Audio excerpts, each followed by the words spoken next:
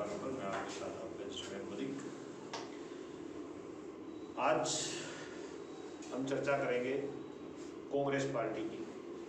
हरियाणा में खासकर कांग्रेस पार्टी में जो गुटबंदी, दो समानांतर खेमे जो खड़े नजर आते हैं, एक पूर्व सीएम भूपेंद्र हुड्डा और दूसरा एसआरके मतलब शैलजा रणदीप और किरण,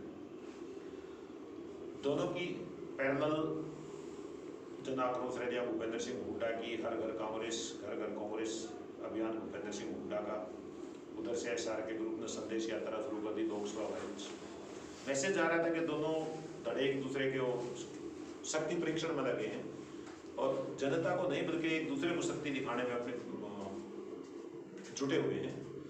और इसी को विपक्ष, खासतौर पर डिप्टी सीएम दुष्यंत चौटाला,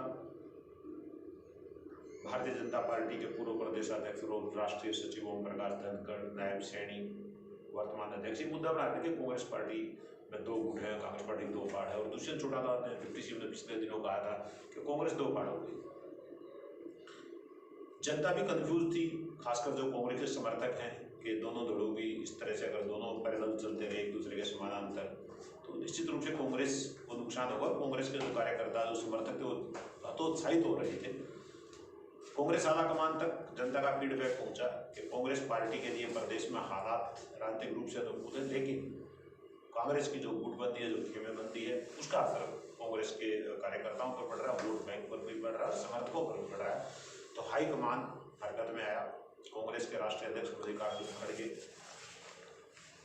महासचिव वेणुगोपाल, प्रदेश प्रभारी दीपक बावरिया, तीनों ने इस मुद्दे पर चर्चा की।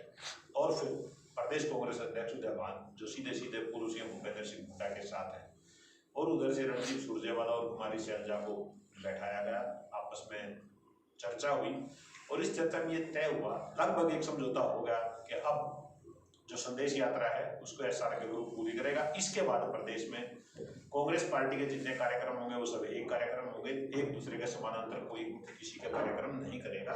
और इसके जरिए कांग्रेस पार्टी ने अपने समर्थकों को, वोट बैंक को, सभी को ये संदेश देने का प्रयास किया है कि कांग्रेस पार्टी गुटबाजी नहीं है, और इस गुटबाजी पर रोक लगाने, लगाम लगाने, और मीडिया में भी जो कांग्रेस की गुटबंदी की थी उन सबको फुल स्टॉप लगाने के लिए कांग्रेस के आला नेतृत्व ने आपस में सभी को बैठाया। मतलब जब आने गए तो सीधा सा कि वो पूर्व सीएम भूपेंद्र सिंह हुड्डा को रिप्रेजेंट कर रहे थे, रणदीप सुरजेवाला, कुमारी शैलजा गई तो वो एसआरके ग्रुप को रिप्रेजेंट कर रहे थे। और फिलहाल हरियाणा में दो ही बड़े गुट है, कांग्रेस पार्टी के दो मुख्य गुट हैं। और ये आपस में जिस तरह से खुद मल्लिकार्जुन खड़गे इनके बीच में बैठे हैं, किसी वेणुगोपाल बैठे हैं जो बहुत प्रभावी माने जाते हैं, हरियाणा के प्रभारी भी रहे हैं, और दीपक बावरिया जो फिलहाल प्रभारी हैं। तो इन सभी ने तय किया कि अब कांग्रेस के बारे में ऐसा संदेश दिया जाएगा कि कांग्रेस में गुटबाजी है, और सभी को उन्होंने सिर जोड़कर बैठा दिया और एक समझौता करवा दिया। इसी समझौते में ये बात निकल कर आई है कि 1 फरवरी को भिवानी या जींद में से दीपक बावरिया एसआरके ग्रुप के किसी कार्यक्रम में शिरकत करेंगे, क्योंकि पिछले दिनों खुद बावरिया पर एसआरके ग्रुप ने सवाल उठाए थे। कुमारी शैलजा तो इतना आगे निकल गई थी कि चिट्ठियां विट्ठियां आती रहती, हम परवाह नहीं करते, लेकिन कुमारी शैलजा को भी समझा दिया गया कि आप प्रभारी को प्रभारी मानकर चलना ही होगा। और इसीलिए कि दीपक बावरिया प्रभारी हैं, उनकी अहमियत है, वो संगठन के जिम्मेदार है हरियाणा में, इसीलिए एसआरके ग्रुप ने खुद उनको इनवाइट किया कि आप हमारे कार्यक्रम में आइए, ताकि संदेश ये जाए कि संदेश यात्रा भी कांग्रेस पार्टी की तरफ से अधिकृत है। और जो गुटबंदी, जो गुटबाजी का जो मैसेज जा रहा था, जो कांग्रेस पार्टी के विस्तार के लिए कर रही थी, वो पार्टी को कहीं ना कहीं अफेक्ट करता, नुकसान करता। उस नुकसान के डैमेज कंट्रोल के लिए दीपक बावरिया 1 फरवरी को 2 प्रोग्राम एसआरके ग्रुप के, पहले भिवानी में, उसके बाद जींद में, इन दोनों में से किसी एक कार्यक्रम में शिरकत करेंगे। और इसमें भी मोटे तौर पे मान लें, क्योंकि भिवानी का कार्यक्रम पहले है, दीपक बावरिया दिल्ली से आएंगे, वापस जाना पड़ेगा, तो वो मोटे तौर पे भिवानी आएंगे, लेकिन वो जींद भी आ सकते हैं। अभी तक उनका ये तय नहीं हुआ कि वो जींद या भिवानी में से कहाँ, लेकिन एक जगह पक्का आएंगे, ये तय हो चुका है। और ये कांग्रेस के जो हमारे आला कमान के साथ जुड़े हुए सूत्र हैं, उनकी पुख्ता जानकारी है कि दीपक बावरिया 1 फरवरी को हरियाणा में या भिवानी में या जींद में एसआरके ग्रुप के किसी कार्यक्रम में शिरकत करेंगे। जींद में एसआरके ग्रुप की रैली है। और इस रैली के साथ एक बहुत बड़ी बात, जींद चूंकि प्रदेश की राजनीति को दिशा देता रहा है, रणदीप सुरजेवाला का गृह जिला है, भले वो कैथल से एमएलए बनते हैं, लेकिन उनका जो गृह जिला है वो जींद जिला है। वहां पूर्व सीएम भूपेंद्र हुड्डा कई बार अपना शक्ति प्रदर्शन कर चुके हैं।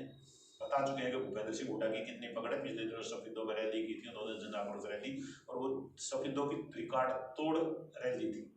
अब एसआर के ग्रुप का भी प्रयास रहेगा कि वो जींद जिला मुख्यालय पर 1 फरवरी को काफी बड़ी एक रैली करे, दीपक बावरिया को भी दिखाए, जींद की जनता को भी दिखाए कि एसआर के ग्रुप में भी दम है। और ये देखना बड़ा रोचक होगा कि एसआर के ग्रुप जींद में अपनी इस तरह की पहली रैली में कितना दम दिखा पाता है। तो पूरी आज की चर्चा का मोटा सा मंथन, मोटा सा निष्कर्ष ये है कि कांग्रेस पार्टी ने अपने विरोधियों, चाहे वो जेजेपी हो, डिप्टी दुष्यंत चौटाला हो, भाजपा, उनके हाथ से वो मुद्दा छीन लिया है, जिसमें कांग्रेस को वो दो फाड़ बताते थे। इनेलो के महासचिव अभय सिंह चौटाला कहते थे कि कांग्रेस की तो जूतियों में दाल बट रही है। तो अभय चौटाला जी, कांग्रेस की जो जूतियों में दाल बटने वाली बात थी, अब आपको कुछ और जुमला ढूंढना पड़ेगा, क्योंकि जूतियों में दाल बटने वाले कांग्रेस के दिन अब समाप्त हो चुके हैं। उस पर आलाकमान पूरी तरह से ब्रेक लगा चुका है।